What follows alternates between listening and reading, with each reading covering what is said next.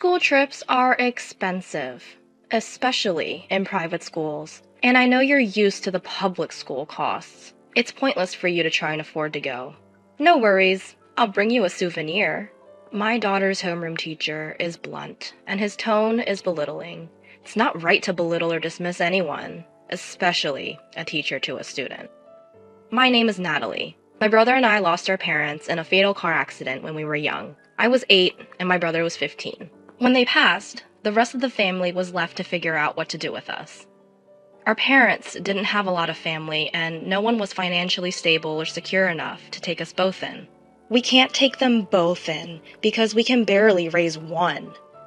We already have 2 kids ourselves. Double the kids? No way. So we realized that all we had in this life now was each other. I was only in 3rd grade. I clung to my brother hard. I was constantly crying. My brother was upset that he couldn't fix the things that I was going through. At 15, he's barely an adult and barely a kid. He could only do so much. One relative finally agreed to take me in. I'm sorry we can't have the both of you here with us, but we figured one of you could stay here and the other would have to stay in a foster home or a shelter. I understood the situation, but I thought separating us was only going to make things worse. Please look after her. I'll take the foster home. My brother insisted. He had no problem sacrificing that for me. Hey, I'll be fine. Just because I'll be in foster care, it doesn't mean that I won't be well taken care of. He was holding my hand tight and assured me that I deserve this, that he wants this for me. I felt the warmth in his hand, and before I knew it, I was crying and begging him to stay. The family that took me in must not have been too excited because it always felt like I was a stranger living in their home, like there was an unspoken divide between us. I felt alone. The shelter that my brother ended up residing in was far. The long distance was hard, but we kept in contact by talking to each other on the phone when we could. I know that I was living with my family, but to me, the only family that I had was my brother. But my brother wasn't there. So the feeling of loneliness started to grow. I've always been very empathetic and intuitive by nature. I love to pick up on what I feel and free my mind and be creative with my outlets. The more that feeling of isolation grew, the stronger my emotions became. It led to me shutting the world out and staying inside of my little shell. As I went through middle school and high school, the feeling of loneliness continued to follow me. I started to write my feelings out on paper. I started to create exciting stories, and it came to me naturally. Eventually, I showed my brother some of my writing. He complimented my work and told me that I should continue to write and encouraged me to do so, that this was something special. After I graduated, I immediately started to look for work. As an avid reader, I managed to find a job at a small publishing company for literary magazines. If the company was any bigger, I would not have applied. Not because I'm not qualified, but because it wouldn't have been the right fit for me. I pour my entire heart into my writing. I'm pretty obsessed, and I wanted to repay my family that took me in and reassure my brother that I'm okay. It was hard at first, transitioning into my first job and then learning from my mistakes, but I continued my best. And then before I knew it, I was there for 5 years. At the time, I was working in the editorial department for one of the main writers. This writer had great potential for the company and even won a recognition award for his work. As the editor in charge, I tried my absolute best to help him. When he got stuck with a concept, I offered him some of my creative insights and feedback. I have no idea what I'd do without that creative intellect of yours, Natalie. Receiving that approval and praise from your boss as an editor felt amazing. We were really close and formed a solid bond with our work relationship. And so then it led him to, Natalie, you are the perfect partner at my work. I know you are the most perfect partner in my life. Will you marry me? When he asked, I was completely taken off guard. It was so unexpected, especially since we aren't even openly dating or romantically involved. I mean, given the close working relationship, we do know a lot and enough about each other. So I decided, yes, I want to be with you forever. And the words felt natural. My brother was so happy for us. I hadn't seen him much since we lived apart, and he was coming to the wedding. I was so excited to see him again. My husband knew he'd be coming, and how important it was for me and my brother to have that quality time together. While catching up, he tells me that he started involving himself with the shelter and the kids there. He tells me that he helps provide not just in funding for the shelter, but is actively involved in the kids' lives to provide guidance and support. Now, they're all good kids, but there's one in particular that stands out to me. He has that inner drive, and he's a hard worker. I can tell he looks up to me. He even calls me Big Bro. He was beaming. I was proud of him. 2 years into the marriage, and we were preparing to welcome a new life. My husband's writing was going well and gaining notoriety. It's because of your advice and support. Thank you always. I love you. He always knew how to make me feel so valued. Our beautiful child was then born. We named her Nicole, and she was full of energy, and we were full of bliss. My life was full with my loving husband and beautiful daughter. One day, I looked in the mirror and noticed that the loneliness and depression that I felt before had somehow disappeared. And so I smiled back at myself in the mirror, full of gratitude for surviving. Nicole grew to be a gentle and intelligent kid before we knew it. My husband and I decided to send her through private school education. The school we found prided itself in raising independent and free-minded children with the perfect balance of academics and athletics and arts. Nicole flourished at the school. My husband and I were also thriving in our careers. By the time Nicole was starting 4th grade, we got some news about my husband. My husband was diagnosed with terminal cancer. The cancer spread and grew quickly in my seemingly healthy husband. By the time we found out, it was too late for treatment. We arrived together at the hospital, but I went home alone. I was with him, praying to God for any hope that he could recover. But God had other plans. I was terrified because I thought the loneliness would come back. But this time, I have Nicole. I wasn't completely alone, and I had to push through for her. It's different this time. And giving myself that mindset helped me move forward. So my daughter and I continued to live life and lean on each other. My view on life was even more meaningful to me, and I knew never to take a single moment for granted. Then Nicole finished 4th grade and was about to start her final year of elementary school. Having a new teacher and classmates is nerve-wracking, but she knew that she would be okay. By the time the first semester came to an end, I noticed that she stopped talking to me about school altogether. After spring break and the start of the second semester of 5th grade, she was only getting more distant. My main concern was that she wasn't enjoying school or being picked on by other kids. As the second semester came to its end, nothing had changed.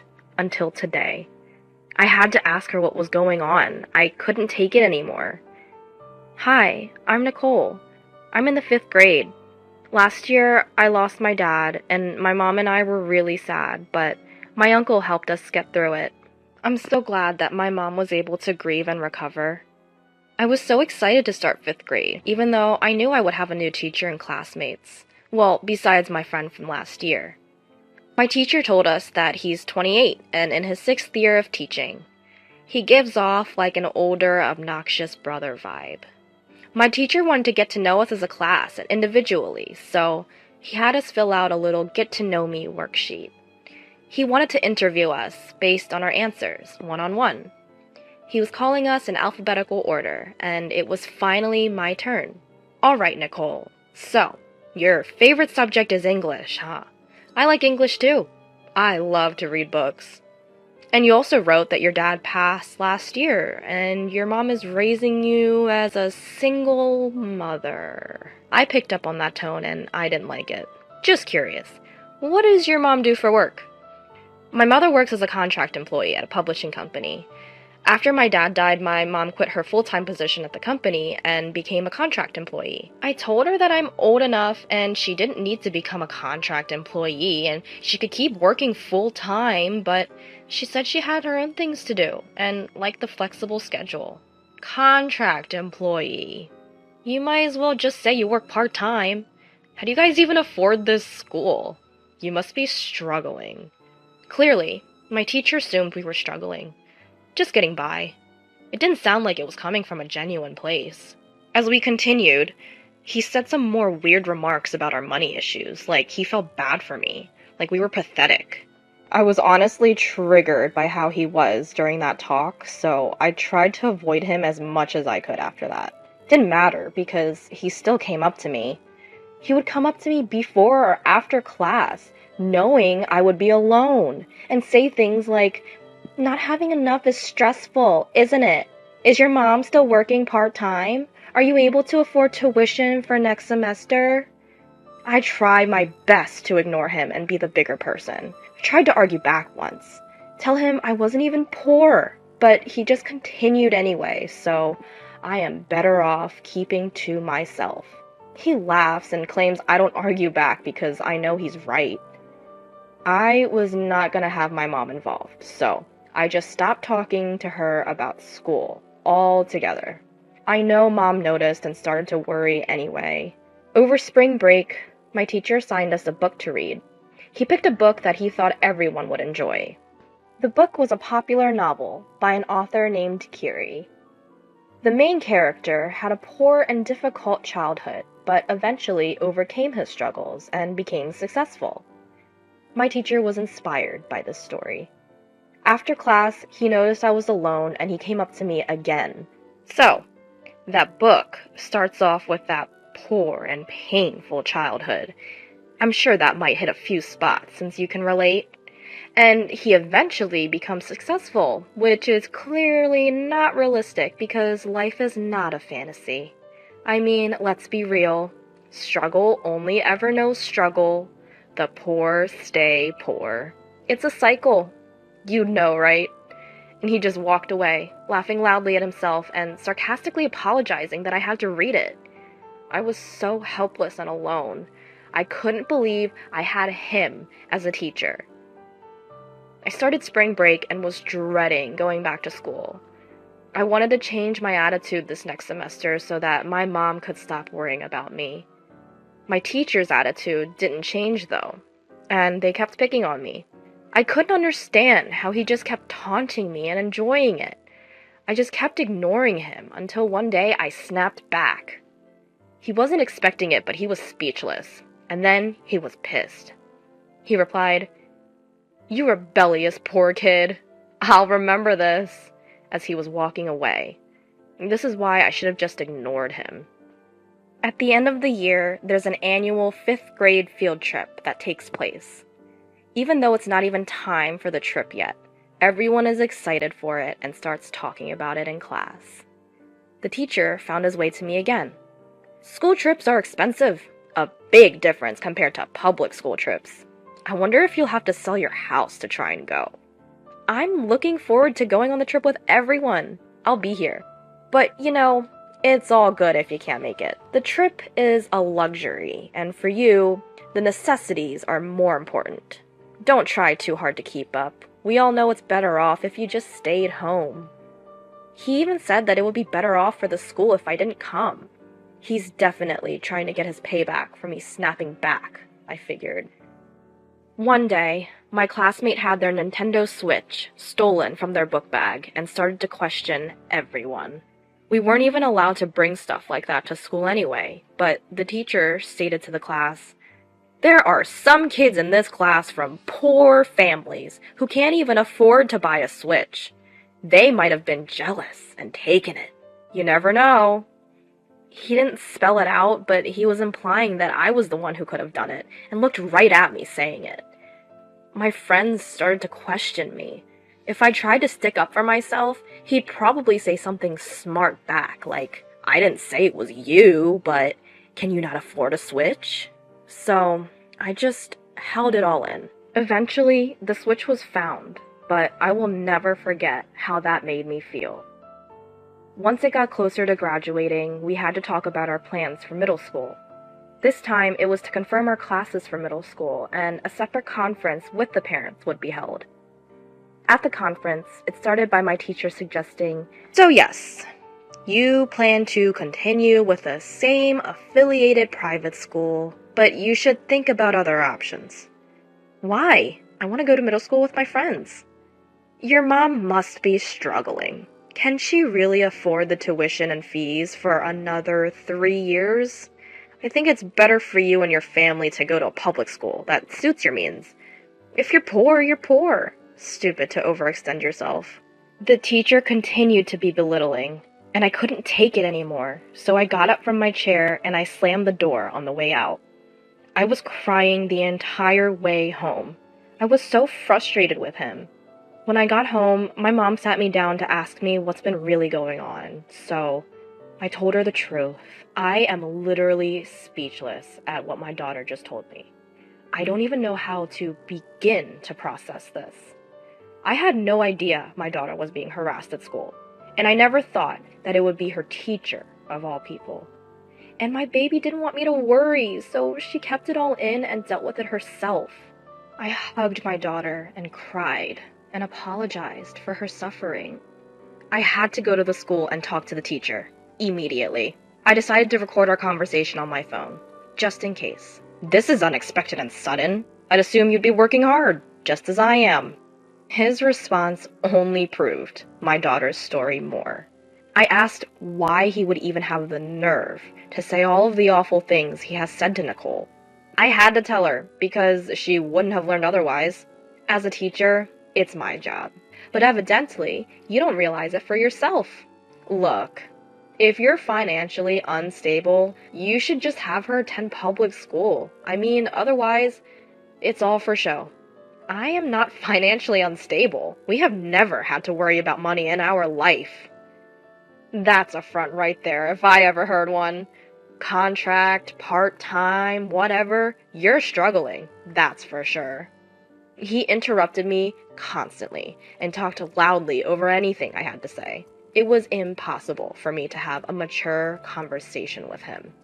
His constant immature remarks were pushing me to the edge. I ran out of patience, and I warned him, "That's enough. I've heard enough. Don't ever talk to my daughter like that again, or I will be back, and you will be sorry." I left the room, leaving the teacher speechless. I slammed the door shut, full of anger, but I didn't care for how loud it was. It felt good. After that confrontation, Nicole told me that he did stop talking to her completely.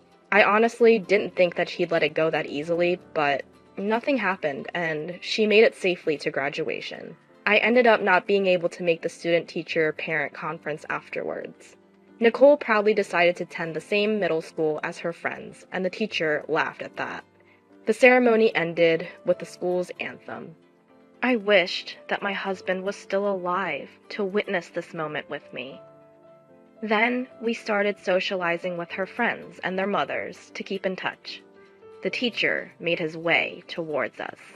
"Oh, are the poor and needy enjoying themselves? I tried to suggest public school, but you're selfish. Life must be tough for the lower class of single-parent families. Private schools aren't fit for the poor." He was saying all of this because he knew it would be the last time he'd ever see me. He did not care that everyone was there listening to him. And then an angry voice came from behind. "Joseph, I did not expect that coming from you. You are absolutely not suited to be a teacher." Usually my brother can keep his composure, especially in public, but he was fuming. Kevin! Big bro, what are you doing here?" He was not expecting to see him. "What are you even saying? You, of all people, know the prejudice and struggle of growing up with a single mother and poor upbringing, especially since we both survived the same shelter. How could you be so low to someone when you know exactly how they feel?" Joseph and my brother met at the shelter. Joseph looked up to my brother growing up, and he was there to help him. Joseph considered him a big bro. My brother supported his dreams of becoming a teacher, and it was him who recommended Joseph to this school once he got his teaching degree. He worked in education himself and provided resources for kids to have a bright future in education, thinking it would be their best chance at a bright future. He had a lot of supporters because of his dedication and vision. The school's principal was one of them, so he gladly offered Joseph a teaching position, given my brother's recommendation. "I'm here with my sister for my niece's graduation." And Joseph realized that Nicole was his niece. And then he realized I was his sister. I decided it was my turn to give it to him straight. My late husband was a famous writer, and we receive his royalties. We can live comfortably off that alone. But I also have my own steady flow of income. He couldn't believe what he was hearing. "The author Curie, the book you are inspired by, and the author who you said you were a huge fan of, is actually me. I made the name up, it's a pseudonym. So, you could imagine the sufficient amount I earn from that alone, too." My husband and I enjoyed collaborating, but I wanted to write something for myself, to put into writing the idea that I had for this novel. And he supported my dream, so I started to write. And the more I wrote, the better the writing got. When my husband passed away, I switched my job to a more flexible schedule to focus all of my attention on it. I could have completely stopped working, but I don't mind staying because I value the company. And that's how I could finally finish writing my book. Joseph directly related to the author in the story with his upbringing and childhood. However, Joseph resented his past and pitied single mothers, so he responded by belittling people. He projected his frustration out on my daughter, someone he knew whose mother must have been struggling. But that is not okay to do, especially if you are a teacher. You are not suitable to be a teacher. Do something else. He didn't say anything back, and instead fell on his knees and started to cry in front of everyone. My brother reported him to the principal, and he was fired shortly after that. I provided the principal with some recorded evidence. It was from when I met and confronted Joseph about his behavior. My brother listened to it and was speechless. He said he was disappointed to see that this was who Joseph turned out to be. It'll be difficult for Joseph to continue teaching. Given his attitude and personality, it's doubtful he'll even last in the profession. I made a bad judgment call there. I had no idea. Hey, don't worry. People like that are rare. Otherwise, this world would be completely doomed. I hope I never grow up to be like that. What a teacher. My brother laughed. And hey, you should start focusing on your happiness. I promise I'm happy, and you don't have to worry about me anymore. Start dating! What are you talking about? You could also start dating yourself and be even happier. As long as she's happy, I'm happy. But a new dad? My daughter, wise beyond her years. She is my happiness. What is it that makes us feel so alone? Is it just in our heads? Or is it because we close our hearts off and choose not to see the beautiful things right in front of us? I know the answer is only found by looking deep inside the heart.